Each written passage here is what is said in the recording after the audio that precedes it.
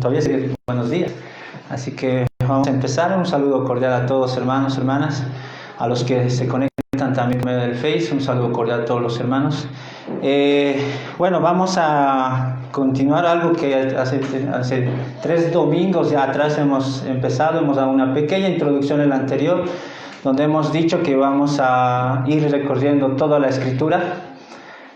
Total son 66 libros. Hoy nos va a tocar un libro que vamos a conocerla de manera general. No vamos a ser específicos, no vamos a ir verso por verso, como ustedes saben que se va haciendo con la exposición de Romanos, con la exposición del Sermón del Monte, versículo a versículo. No, también entendemos, hermanos, que debemos conocer la Biblia de manera general. Ya tenemos tiempos donde escuchamos y aprendemos de manera específica, versículo a versículo, pero hoy quisiera que puedan entender nuevamente de que vamos a ir conociendo cada libro de la Biblia de manera general. Son 66 libros, así que como hace rato un hermano me decía, ¿va a haber un intermedio de Romanos? Sí. Es una pausa, la siguiente semana vamos a continuar con la exposición de Romanos, pero cada 3 domingos, pasado 3 domingos, hermanos, un domingo vamos a dedicarnos a conocer de manera general cada libro de la Biblia, porque queremos que conozcan también el panorama general.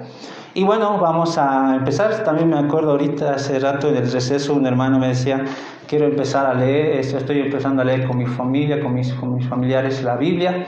¿Por dónde puedo empezar? ¿Está bien lo que hicimos, empezar por Génesis? Pues sí, es mejor empezar desde el principio, ¿no? ¿Por qué no comenzar a leer la Biblia desde el principio? Y así ir libro por libro. Y eso es lo que vamos a hacer ahora. Vamos a sumergirnos de manera general en el primer libro de la Biblia, el Génesis. Solo voy a leer una porción de la escritura de Génesis y vamos a ir ya adentrándonos al panorama general. Dice así la palabra del Señor, Génesis 1, versículo 1 al 3. En el principio creó Dios los cielos y la tierra estaba desordenada y vacía. Y las tinieblas estaban sobre la faz del abismo, y el Espíritu de Dios se movía sobre la faz de las aguas. Y dijo Dios, sea la luz, y fue la luz. Vamos a orar. Amado Padre Celestial, nos estamos acercando a tu presencia, sabiendo que no somos dignos, somos pecadores, pero queremos acercarnos confiados en nuestro Señor Jesucristo, quien murió en la cruz del Calvario, pagó nuestra deuda, una deuda que no podíamos pagar nosotros, y que por Él, por su muerte y su resurrección, hoy podemos acercarnos delante de ti confiadamente al trono de tu gracia, para pedirte en este tiempo, Padre, tengas misericordia de nuestras vidas, nos ayudes a poder entender lo que hoy vamos a hablar acerca de uno de los libros que tú diste a tu pueblo. Ayúdame, Señor, a poder expresar de manera clara todo lo que este maravilloso libro que hoy vamos a hablar nos quiere enseñar, Señor. Ayúdame y también abre el entendimiento de mis hermanos, que ellos puedan ver tu gloria, puedan ver la gloria de Cristo plasmada en este hermoso libro, Señor. En Cristo Jesús te lo pido, por favor, Padre. Amén. Muy bien, entonces, hermanos, hoy vamos a ver un pequeño panorama general del libro de Génesis. Quisiera empezar por 3 puntos, que después no voy a extender, 3 puntos sencillos, que todo hombre o toda mujer que quiera conocer cualquier libro de la Biblia haría bien en poder considerar esos puntos. No solo en este de Génesis, sino en otros libros más que vamos a ir más adelante, el Éxodo, Levítico, Números y Deuteronomio. Ahora, lo que vamos a ver, los 3 puntos son los siguientes. Es conocer el autor del libro. Es importante conocer al autor, quién es el que escribió, por qué escribió el autor. Después, la audiencia. ¿Cuál es la audiencia? ¿A quién ha escrito el Génesis? ¿A quién lo escribió? Y por último, el tercer punto, el mensaje que tiene. ¿Qué es lo que está plasmando? ¿Qué es lo que quiere enseñar? Espero se pueda entender, hermanos. Todas estas semanas les digo, hermanos, he estado viendo cómo puedo ayudarles a entender, a que puedan conocer por lo menos estos 3 puntos importantes que vemos. El autor, la audiencia y el mensaje. Bueno, empecemos entonces, hermanos, con el autor. Conozcamos un poco al autor. El autor, según la tradición, hermanos, el autor del libro de Génesis, y no solo de Génesis, sino de los otros libros que vienen a continuación, que es Éxodo, Levítico, Números y Deuteronomio, el autor, por la tradición, es Moisés. Ahora, esto es bien sencillo la respuesta, ¿no? Pero déjenme decirles, hermanos, de que hay enemigos de la Biblia y que tratan de cuestionar de que el autor es Moisés. Tratan de hacernos pensar de que no ha sido Moisés, sino fueron otras personas. Tratar de quitar la credibilidad de lo que dice o lo que la tradición misma dice. No pretendo dar argumentos intelectuales para poder hacerles entender de que él es el autor Moisés. Simplemente me voy a limitar, hermanos, a que la misma escritura nos dé la respuesta, porque la Biblia nos da la respuesta de quién es el autor del libro de Génesis y los otros libros. La misma Biblia nos da, y es mucho mejor. Podemos acudir, yo sé que podemos acudir intelectualmente a la historia u otros documentos, podemos hacer, no lo voy a hacer aquí. Yo más bien creo firmemente que la palabra de Dios tiene la respuesta más fuerte y contundente de poder decirnos, sí, es Moisés el autor. Y yo creo que como creyentes, nosotros no hay mayor peso que la Biblia misma diga eso, ¿verdad? Como creyentes sabemos que la Biblia es la palabra de Dios, entonces Dios debe decirnos de que el autor de Génesis y los demás libros es Moisés. Permítanme primero en el Antiguo Testamento ir a textos como por ejemplo Josué. Ustedes pueden ir a Josué, el que está después de los 5 libros, después de Deuteronomio. Ustedes pueden ver ahí en el capítulo 8, versículo 30, 32, dice así: Entonces Josué edificó un altar a Jehová, Dios de Israel, en el monte Ebal, como Moisés, siervo de Jehová, lo había mandado a los hijos de Israel, como está escrito en el libro de la ley de Moisés, un altar de piedras enteras sobre las cuales nadie alzó hierro, y ofrecieron sobre él holocausto a Jehová y sacrificaron ofrendas de paz. Aquí claramente, y vemos más adelante, también vuelve a decir la ley de Moisés. En el libro de Josué está reconociendo el autor de Josué de que el autor de los Génesis es Moisés. El término que usa aquí es como escribió la ley de Moisés. Así era conocido. Ya pasó buen tiempo. Josué ya está entrando a la tierra de Canaán y el pueblo ahí reconoce que el autor del libro de Génesis y los demás libros que son conocidos como la ley, la Torá, o el Pentateuco por nosotros también, es el autor Moisés. El Antiguo Testamento reconoce, y más adelante en Segundo de Reyes, lo mismo van a ver en Segundo de Reyes capítulo 14, versículo 6, donde dice lo siguiente: Pero no mató a los hijos de los que le dieron muerte conforme a lo que está escrito en el libro de la ley de Moisés. Moisés escribió, hay en los 5 libros, hay leyes escritas, y vemos en Segundo de Reyes que se está reconociendo a Moisés como el autor de la ley. Así que tenemos en el Antiguo Testamento una aval, hermanos. Si ustedes un día se encuentran con hombres malvados que tratan de cuestionarte y te vienen a decir, Moisés no escribió ese libro, no escribió Génesis, no escribió Éxodo, los otros libros, ustedes con total tranquilidad pueden acudir a la misma Biblia y decir, mira, en Josué vemos un reconocimiento, vemos en Segundo de Reyes. Hay más textos, hermanos, pero por lo menos ya teniendo 2 testimonios de 2 libros de la Biblia que están reconociendo la autoridad. Pero no solo eso, en el Nuevo Testamento lo mismo. Podemos ir a Juan capítulo 1. Juan capítulo 1, versículo 45. Ya vemos también, no solo en el Antiguo Testamento un reconocimiento, sino también en el Nuevo Testamento. Juan 1, 45. Felipe halló a Natanael, 2 judíos están ahí hablando, y le dijo, hemos hallado a aquel de quien escribió Moisés en la ley. Están hablando se está hablando del Mesías, de Cristo, y le está diciendo Felipe a Natanael, hemos hallado a aquella persona de quien Moisés habló, yendo a Génesis y a los demás libros, porque ya vamos a ir viendo qué está enseñando el mensaje Génesis, hablando de Cristo, y eso le está dando. Y es interesante colocar a quién está atribuyendo, no está diciendo hemos hallado lo que dice la ley simplemente, aunque también utilizaban la ley, pero le está dando reconocimiento de quién le escribió: Moisés. El Nuevo Testamento. Pero no solo el Nuevo Testamento reconoce la autoría de Moisés, sino también, hermanos, el mismo Señor Jesucristo. Mateo 8:4. Preséntate al sacerdote como dijo Moisés, le dice el Señor Jesucristo, al hombre que le había quitado la lepra. Y Moisés eso escribió en Levítico. Está aludiendo a lo que se escribió en Levítico. Y así vemos Marcos 10, 1 al 9, lo mismo en Marcos 12, 26, Lucas 24, 27.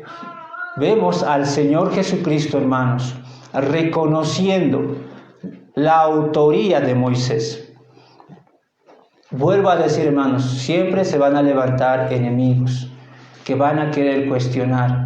A tus hijos van a querer hacerles cuestionar de la veracidad de la Biblia. Y una de las formas como los enemigos utilizan para desprestigiar la Biblia es decirte o atacar al autor, en este caso Moisés. Y nosotros tenemos que tener defensa ante esas acusaciones. Y la defensa que tenemos es la misma Biblia. La misma Biblia. Vuelvo a decir, puedes recurrir a otros documentos y vas a llegar a una respuesta también. Pero como creyentes queremos tener una respuesta bíblica a aquellos que quieren atacar al autor, en este caso Moisés.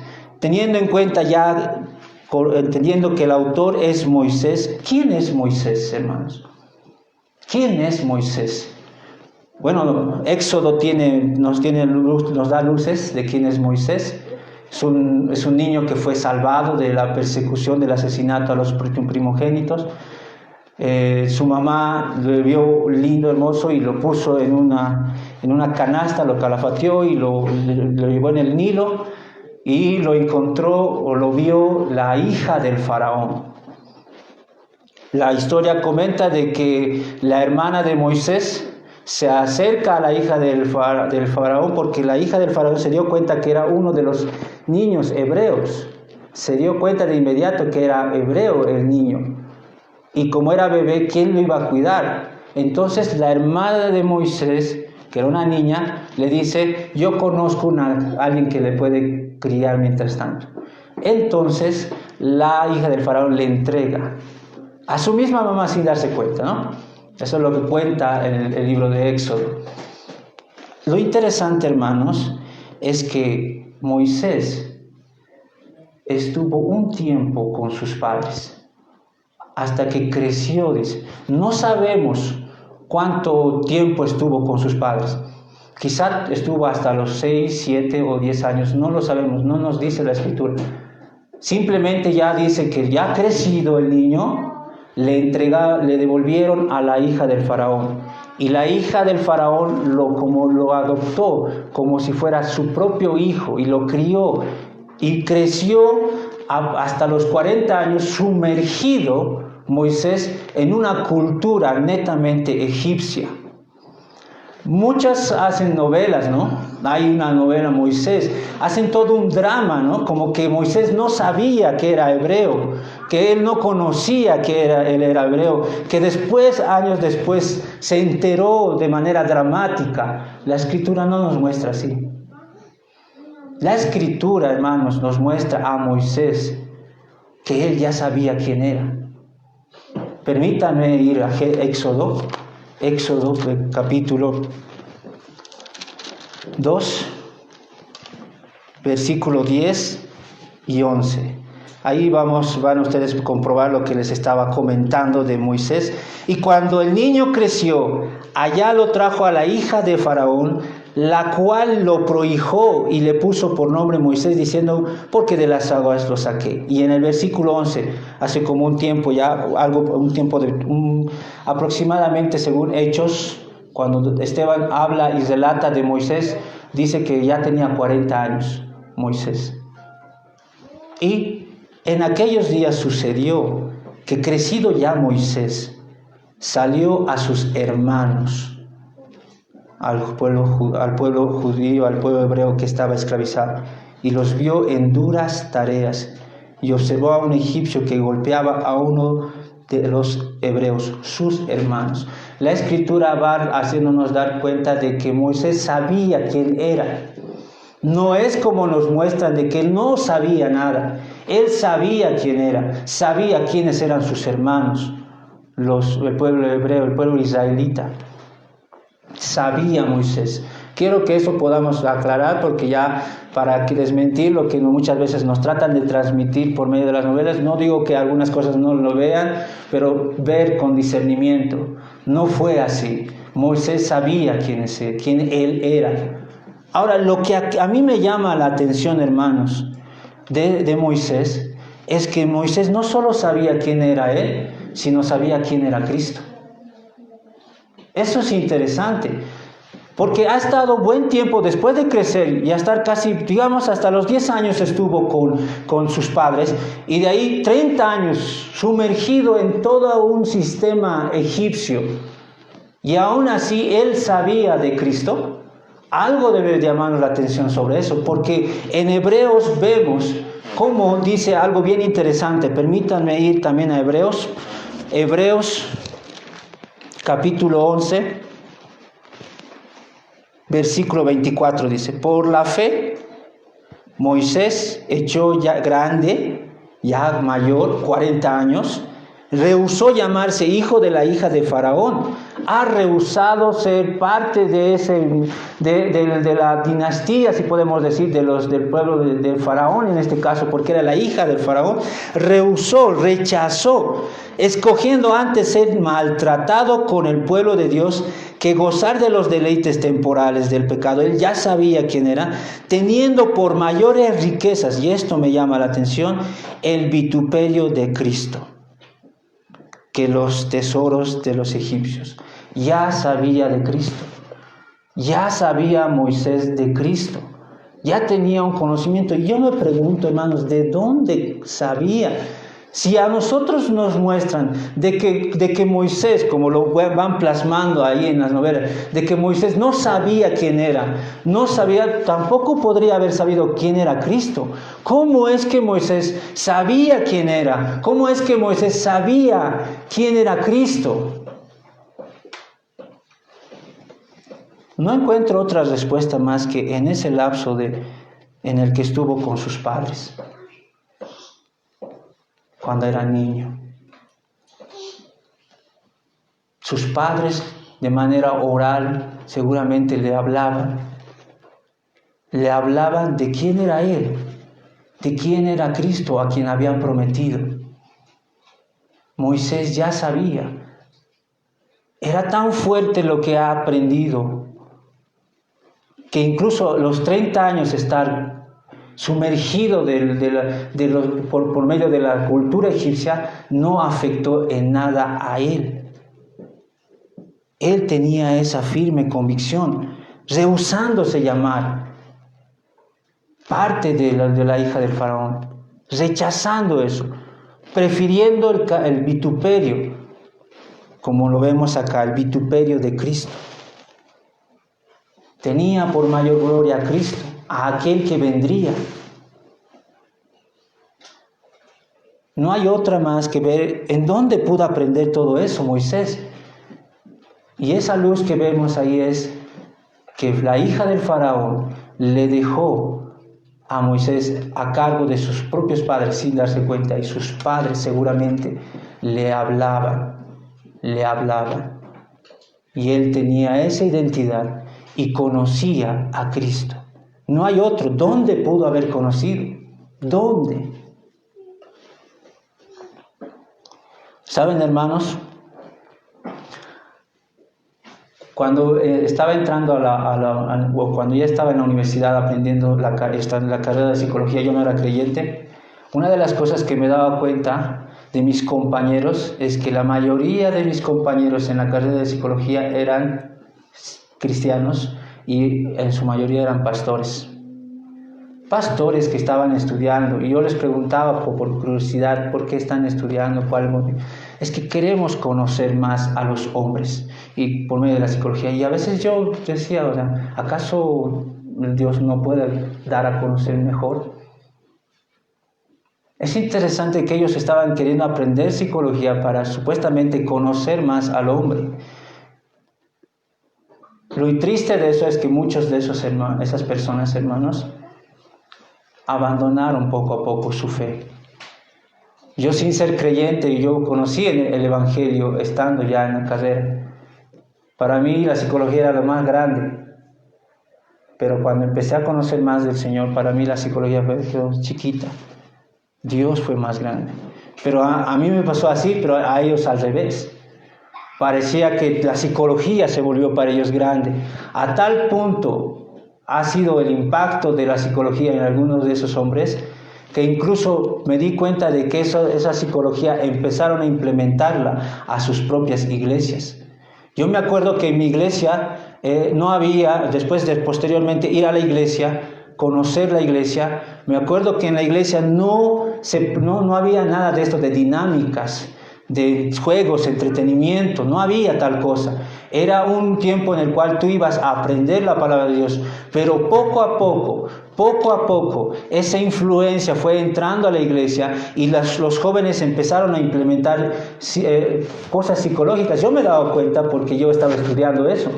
Sabía que había materias en la psicología donde había dinámicas de grupo y esas dinámicas las usábamos para autoayuda a los grupos que teníamos que ayudar. Y eso fue entrando a la iglesia poco a poco. Fueron siendo impactados. Fue al revés. En vez de que la iglesia impacte al mundo, fue la iglesia impactada por la psicología. Y digo esto, hermanos, porque Espero que muchos padres que ahora se están dando cuenta de que a Moisés no le ha afectado el estar sumergido 30 años en un sistema terrible del pueblo egipcio. ¿Por qué? Porque tenía por lo menos una base desde temprana edad. Una base que no ha fallado. Es como dice Proverbios 22:6, instruye al niño en su camino y aun cuando fuere viejo no se apartará de él. Padres que asumen la responsabilidad de enseñar a sus hijos la palabra de Dios de tal manera que cuando salgan al mundo no sean impactados por el mundo, porque ya saben quiénes son, saben quién es Cristo, y el saber quién es Cristo les mantiene firme en medio de este sistema malvado que el mundo ofrece. Y espero que los padres que están aquí, a la luz de ver a un hombre, en este caso Moisés, firme en su convicción de preferir el vituperio de Cristo antes que el privilegio que le ofrecían al ser hijo o reconocido como hijo de la hija del faraón, rechazando eso, así también tus hijos, a quienes tú estás instruyendo, puedan ser impactados de tal manera, conozcan quiénes son, conozcan quién es Cristo, de tal manera que cuando vayan a la universidad no sean impactados como tristemente acabo de comentar de que había jóvenes que estaban estudiando y que prefirieron abandonar, viendo a la psicología como algo mucho más grande. No desprecien el hecho de que ahora tu hijo es pequeño y que puedes inculcarle, puedes criarle en el temor del Señor, darle las bases que él necesita para que cuando crezca se ponga firme y rechace las cosas que este mundo ofrece y prefiera a Cristo, aun cuando signifique aflicciones, seguirle. Este es Moisés, hermanos.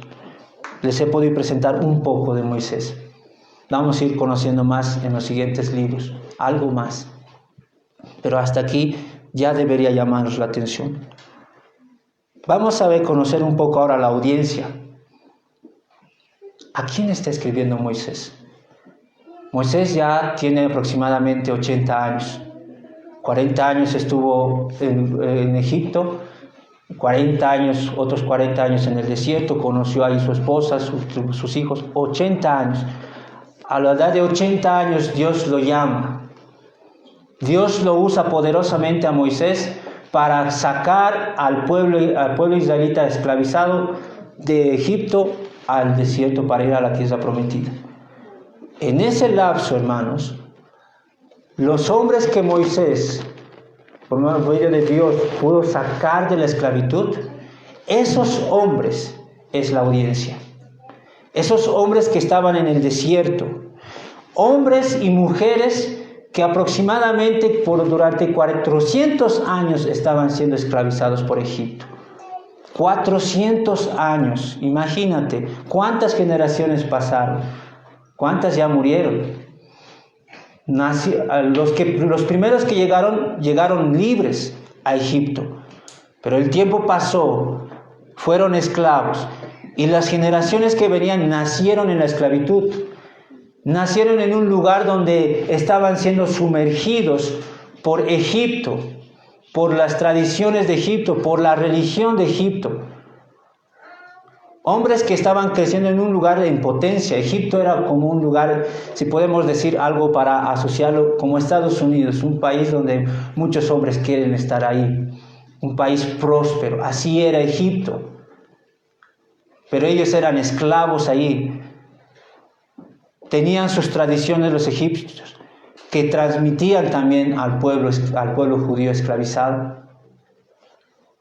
Estos hombres continuamente ahí han debido ser influenciados. Tanto era la influencia de los egipcios, hermanos, que incluso eso seguían teniendo, aún siendo libres. A tal punto, hermanos, que incluso años después, la influencia egipcia seguía en ellos. Cuentan los arqueólogos, los que buscan, investigan o excavan, encuentran. Algunos encontraron sellos que utilizaban los reyes de esos tiempos después de que ya estaban en Canaán, en Canaán, ya gobernando, ya habían reyes, David, Salomón, los demás. Se encuentran sellos de los reyes utilizando imágenes del sol. Y ustedes saben, hermanos, o por lo menos les puedo decir, de que los egipcios, un dios al que más adoraban era el dios Ra, el dios del sol. Y el pueblo, más años después, seguía teniendo arrastrada esa cultura, si puedo decir, esos dioses, a tal punto de que en sus mismos sellos tienen que haber los dioses egipcios. Permítanme textos de la Biblia, Isaías 17:8. Esto ya es pasado buen tiempo. No son todavía la audiencia de Moisés, sino son otra audiencia más adelante. ¿Y qué dice Isaías? Isaías 17, versículo 8. Y no mirará a los altares que hicieron sus manos, ni mirará a lo que hicieron sus dedos, ni a los símbolos de acera, ni a las imágenes del sol. El pueblo israelita ya había pasado más tiempo y seguían teniendo en sus mentes algunos dioses egipcios, en este caso el dios del sol. Lo vemos también en Ezequiel. Vemos a los profetas años después denunciando al pueblo de que ellos seguían teniendo adorar al dios sol. ¿Saben, hermanos? Tanto era el impacto de los dioses egipcios, en este caso del sol, que incluso dice que ustedes saben que los faraones utilizaban todo dorado. No era simplemente decir somos ricos, ¿no? ¿Saben qué hacían los faraones? Se vestían con sus ropas doradas en un horario específico de su templo, donde el sol alumbraba a la puerta del palacio del faraón. En un horario específico el sol alumbraba fuertemente ahí. El faraón con todas sus cosas doradas salía, ahí justamente se paraba y el sol le alumbraba y brillaba el faraón. el pueblo egipcio más los esclavos, el pueblo israelita, miraban eso y decían, el faraón es imagen de Dios. El único que es, mire cómo brilla, mire cómo el sol, el dios Ra, ilumina al faraón. Así crecieron el pueblo egipcio. Tenían eso en mente, eran adoctrinados con ese pensamiento de que el único que era imagen de Dios era Faraón, el único. Ahora pueden entender por qué Dios, por medio de Moisés, el autor, escribe y dice, a imagen de Dios lo creó, varón y hembra lo creó. Para nosotros no tiene sentido, pero para el pueblo que estaba ahí, que años y años han sido enseñados de que la única persona que es imagen de Dios es Faraón, ¿cómo habrá impactado sus vidas el saber de que Dios les está diciendo, no es Faraón, hombre y mujer, varón y hembra los creó, a imagen de Dios los creó? Este pueblo que estaba ahí, que ha sido sumergido con ese engaño, podía decir, entonces, Faraón no es el único que es imagen de Dios. También yo soy imagen de Dios. También yo soy. Tantos años me han estado engañando. Las mujeres que eran tratadas como nada. Si los hombres eran tratados ya como esclavos, las mujeres peor. Y que puedan escuchar las mujeres israelitas que no solo un hombre puede ser imagen de Dios, sino que ellas también. ¿Cómo impactó sus vidas? Pero estos hombres y mujeres, ¿saben, hermanos? Antes de que Moisés les escribiera eso, lo que ahora les he comentado, ellos tenían en mente de que Egipto era lo mejor. A tal punto de que los israelitas, hermanos, querían volver a Egipto. Estaban en el desierto, no tenían comida y se quejaban y decían, en Egipto no teníamos alimento. En Egipto teníamos esto, en Egipto esto, en Egipto esto, lo otro y otro. A tal punto que incluso en Hechos vemos que Esteban dice que el pueblo israelita, aunque no volvía a Egipto, en su corazón deseaban volver. Era un pueblo que después de ser esclavo, salieron de Egipto, están en el desierto, están sufriendo ciertas aflicciones y se están quejando y están deseando volver de nuevo a Egipto, volver de nuevo a eso. Y Moisés, hermanos, Moisés está escribiendo a esta audiencia como una forma de decirles, ¿por qué quieren volver a Egipto?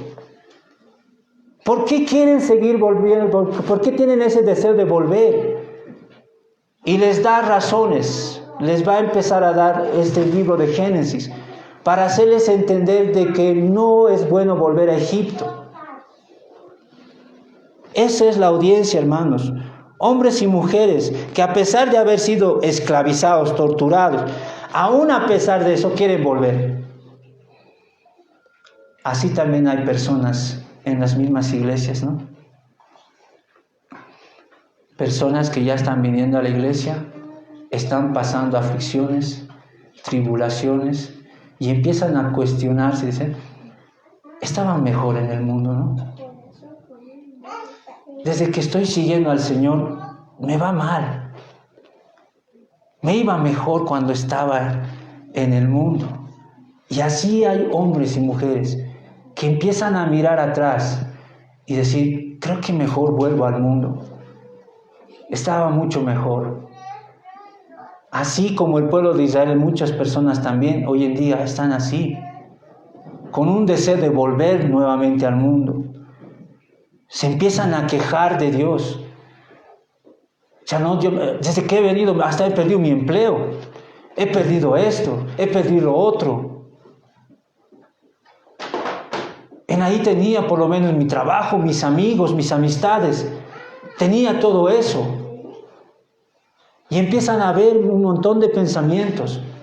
Y necesitamos también nosotros hoy en día conocer Génesis para ver cómo es que Génesis ha persuadido al pueblo israelita que estaba queriendo volver a Egipto. Cada relato que Moisés ha dado en el Génesis Era un relato para que el pueblo entienda y diga, ¿por qué quieren volver a Egipto? ¿Por qué? Génesis para eso era. Por eso escribió Moisés. Dios utilizó a Moisés en esa situación. Muchos de nosotros hacemos comparaciones algunas veces, ¿no? Entre el camino de Cristo y el camino del mundo. Y a veces es más atractivo y más fácil y llevadero el camino del mundo. No hagamos eso. Miremos, si vamos a mirar atrás, miremos a Génesis. Miremos cada mensaje que Génesis nos está dando. Cuando seamos tentados de querer volver al mundo, sería un buen tiempo de ir a Génesis y conocer. Y de ahí vamos a ver ahora un poco el mensaje. Permítanme, es amplio el mensaje que está tratando de decirnos Génesis, pero voy a tratar de ser lo más breve posible. ¿Qué es lo que está enseñando Génesis? ¿Qué es lo que nos está dando? Bueno, primero vamos a ver, como es un mensaje, el tema del mensaje, el propósito del mensaje y Cristo en el mensaje. Cristo es el mensaje. Ahora miren, el tema. ¿Qué tema se está plasmando Génesis? Está hablándonos de la soberanía de Dios. Al mostrar la soberanía de Dios en la creación y todo eso, está quitando el argumento de que el faraón y el Dios que sigue los faraones, en este caso el Dios Ra, no son soberanos. Dios es el único soberano que creó, incluso Dios creó el sol. Van a poder ver, por eso dice, y creó las lumbreras, para que se señorease en el día y el otro en la noche. Les está desmintiendo a los israelitas de toda la enseñanza errónea que les ha enseñado Egipto. Les está mostrando, Dios es soberano, Él creó, ni siquiera tuvo que hacer algo, Él dijo y se hizo. A los dioses egipcios hay que hacerlos, pero el Dios de la Biblia no, Él hizo todo. Nos muestra la creación, los acontecimientos. También nos muestra la fidelidad de Dios. Cuán fiel es Él, a pesar de la corrupción e infidelidad del hombre. ¿Saben? Este pueblo que quiere volver a Egipto no merece que Dios inspire a Moisés para escribir. Tranquilamente Dios podía dejarlos. O sea, ¿quieren volver a Egipto? ¿Quieren volver a la esclavitud? Tranquilamente Dios no les puede dar ni las escrituras para que se capaciten. Pero ahí muestra Dios su fidelidad. A pesar de que este pueblo desea volver a Egipto, les da Génesis. A pesar de que nosotros mismos somos rebeldes, de que no apreciamos el Génesis, no apreciamos la palabra de Dios, no la leemos, a pesar de eso Dios, sabiendo de que el hombre era así, dio Génesis a la humanidad. ¿Cuál es el propósito? Bueno, el propósito es que conozcamos más a Dios, podamos poder ver a nivel teológico por qué la humanidad debe saber que el Señor es creador y no los egipcios. Es histórico también, nos muestra historia, Génesis.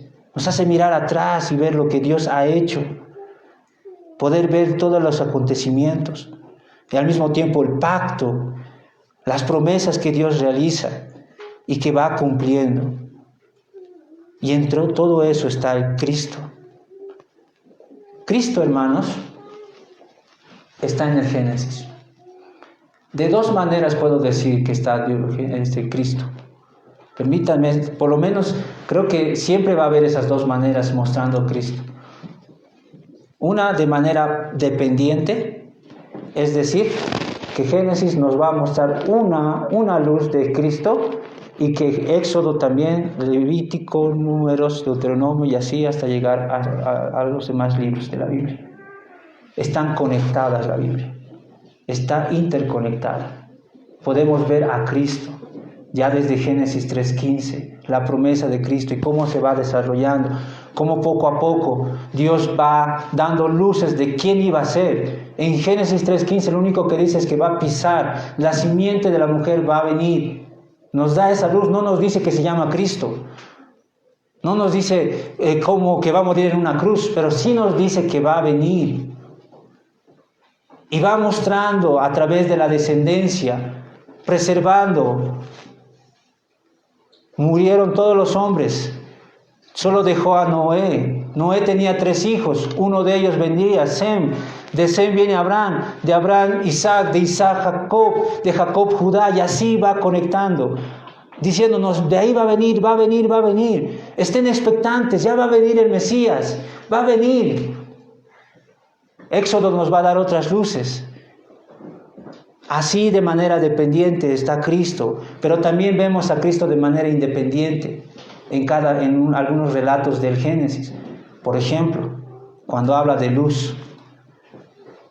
Hemos leído en principio, ¿no? Génesis 3. Y dijo Dios, sea la luz. Antes, hermanos, erróneamente yo pensaba que esa luz era tal vez del sol. Pero días después recién crea el sol. ¿Qué es esa luz? ¿De dónde viene esa luz? Esa luz es Cristo. Vemos que habla de un reposo, que después de terminar en el 7º día reposó Dios. Y en el reposo, a diferencia de los demás días, donde dice fuera mañana y tarde, mañana y tarde, mañana y tarde, mañana y tarde, en el 7º día no dice eso, dándonos a entender que está hablando de un reposo eterno. ¿Y quién dijo un día, venid a mí y yo os haré descansar? Cristo. Vemos a Adán, un antitipo de Cristo. Adán, el representante de los hombres, quien falló, y Cristo el segundo Adán. Y así vemos cómo hasta el arca puede representar a Cristo. Isaac en el sacrificio, la vida de José, podemos ver a Cristo. Pero permítanme decirles algo que continuamente iba meditando a medida que iba leyendo Génesis, hermanos. Podemos dividir en varias estructuras. Algunos dividen 2, 3, 4 estructuras el Génesis para entender mejor. Yo veo de esta manera, hermanos, espero puedan ayudarles también. Veo un problema y veo una solución. Eso es así como está Génesis. Hay un problema y Dios da una solución. Hay un problema, la tierra está en tinieblas, la tierra está desordenada, la tierra está vacía. ¿Y qué hace Dios? Dios da su luz, Dios la ordena, Dios la llena. ¿Ven claramente cómo hay un problema y Dios da una solución? Hay un problema, Adán y Eva pecaron, pecaron contra Dios, son desterrados. Pero hay una solución.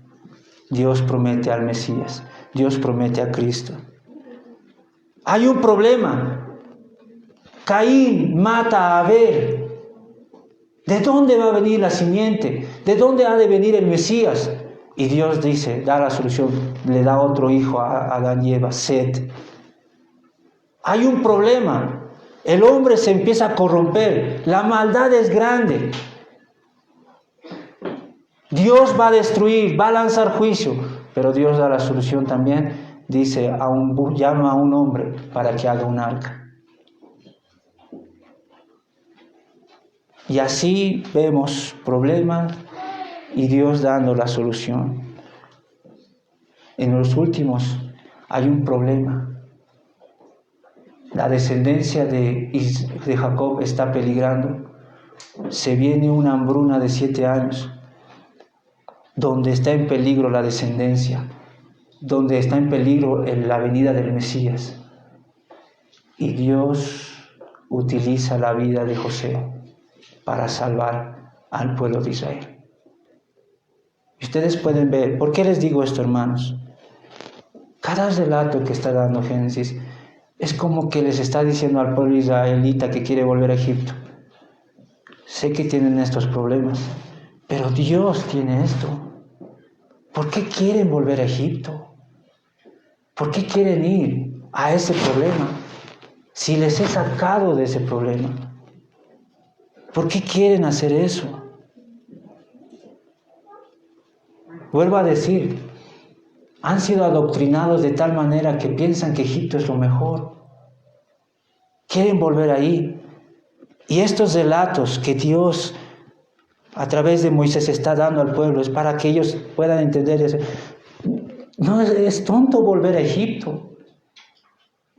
Es tonto ir allá. ¿Por qué? No vale la pena volver. No vale la pena ser engañados. ¿Para qué estoy queriendo volver a Egipto? Conociendo estos relatos. ¿Para qué quiero volver al mundo? ¿Por qué? Si me han estado engañando.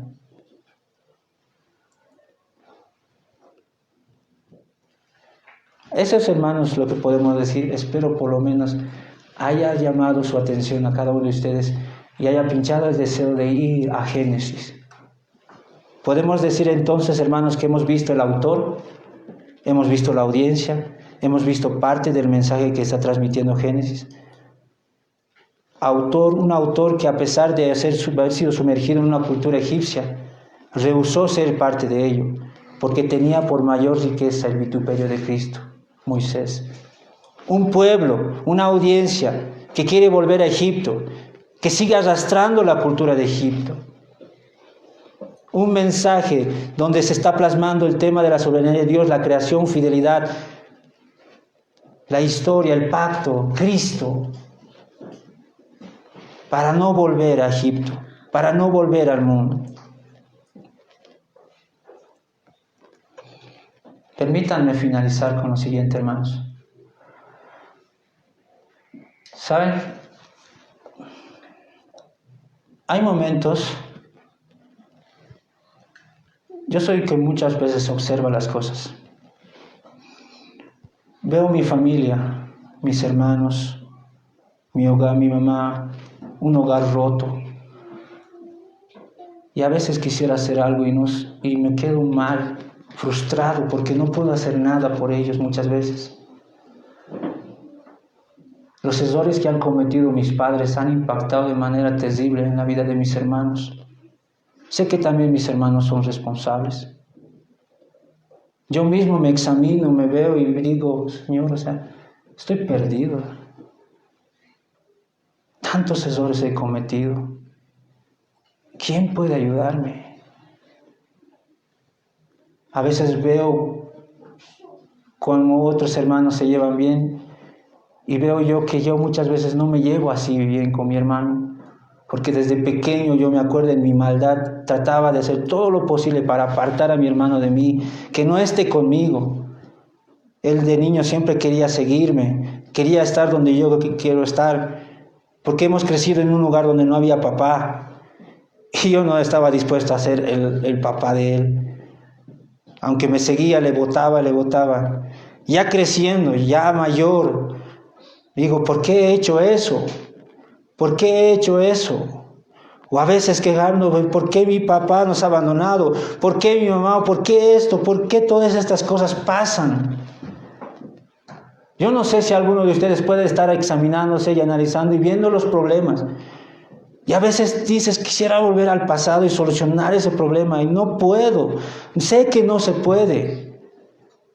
Pero ¿saben, hermanos? Me anima a mí ir a Génesis. Ver en Génesis cómo Dios va restaurando a una humanidad caída. Cómo Dios va dando esperanza. No sé si hay algún creyente aquí que tenga ese deseo y frustración también, pero te animo a que mires a Génesis, hermano, hermana. Mira a Génesis, mira al Dios Redentor, mira cómo ha ido restaurando cada problema. Le dio luz, orden y llenura a una tierra oscura, desordenada y vacía. ¿Acaso eso no puede hacer con nuestras vidas?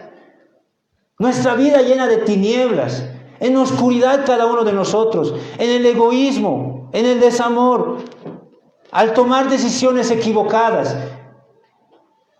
¿Quién puede ayudarnos? Génesis nos ayuda y nos dice, Él es el que creó, Él es el que dio luz, orden y llenura. ¿Acaso no puede ser por ti y por mí eso? Él es el mismo ayer, hoy y siempre. Él sigue haciendo lo mismo. Sigue dando luz en la vida de hombres y mujeres que están en tinieblas. Sigue dando orden a una vida desordenada. Sigue llenando las vidas de personas vacías. Ese es el Dios que tenemos en Génesis, que cada relato va mostrándonos la solución. Estamos perdidos, no merecemos nada, merecemos el infierno. Y Dios da a Cristo el mayor regalo, la mayor promesa. Miremos a Génesis cada vez que veas tus problemas. Cada vez que sientas y veas que no hay solución, puedas ir a Génesis y puedas decir, Señor, si tú has hecho esto, sé que lo puedes hacer en mi vida. Y lo mejor que el cristiano ha tenido en su vida ha sido a Cristo. Cristo. Y si hay aquí algún amigo incrédulo que tiene problemas y que puede estar diciendo, sí, yo tengo muchos. El mayor problema que tienes, amigo o amiga, es que no tienes a Cristo. Ese es el mayor problema que tienes. Y ojalá te haya animado a que puedas ir a Génesis y puedas encontrar a Cristo. Puedas encontrarle a Él. O mejor aún, como muchos de nosotros se han dado cuenta de que en realidad Cristo nos encontró a nosotros. Cristo vino a nuestras vidas. La tierra no le dijo, Señor, estoy desordenado, estoy en tinieblas. Dios empezó a hacer eso sin que la tierra dijera nada. Él puede hacer lo mismo por nuestras vidas, aunque muchas veces no digamos nada. Y un día entendemos de que Él vino a nuestras vidas y nos dio luz, nos dio a Cristo, y ya está empezando a ordenar nuestras vidas y a llenarla. Que el Señor bendiga su palabra. Vamos a orar.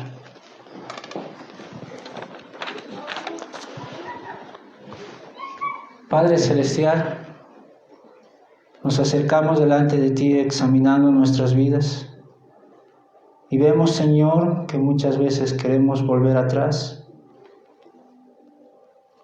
así como muchas veces el pueblo estuvo con ese deseo de volver. Hay muchas personas también, Señor, hoy en día que quieren volver atrás, pero en vez de eso, Señor, ayúdanos a mirar atrás al pasado, allá en Génesis, de todo lo que tú has hecho en la humanidad, Señor. Y ayúdanos a nosotros, Señor, a poder mirar y contemplar Génesis y ver lo que tú has hecho ahí y lo que estás haciendo en nuestras vidas. Te agradecemos, Señor, porque cuando estábamos en tinieblas, en la oscuridad, tú viniste a nuestras vidas, nos diste el Evangelio y poco a poco, Señor, has estado ordenando nuestras vidas y llenándolas, Señor, dándonos el mayor regalo que hemos recibido, que es tu Hijo Jesucristo, a quien hoy en día amamos y esperamos vuelva pronto, Señor. Gracias por Génesis.